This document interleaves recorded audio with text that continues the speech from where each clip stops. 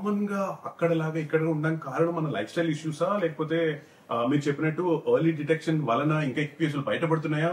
What would that be? I think it's a combination of both. Definitely our lifestyles have changed. So ఇప్పుడు ఫిట్బిట్లు పెట్టుకుంటాము. None of us are walking more than 3,000 steps in a day. అవునా? నేను Fitbit తీసేసాను అందుకని తెలియవద్దు నాకు అని.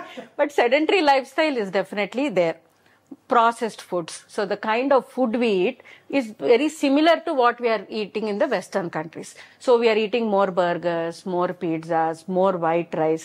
So the type of food that we are eating, ఇప్పుడు ఇన్ని కాఫీ షాప్లు వచ్చేసాయి హైదరాబాద్ లో, వాటన్నిటికీ మనం వెళ్ళాలి. So we are eating all those kinds of food. So our lifestyle is become very much a Western type of lifestyle అన్నమాట. And the food also that we eat, ఇంతకు ముందు by 7 o'clock we would finish our dinner. Now we eat till 9-10 in the night anamata.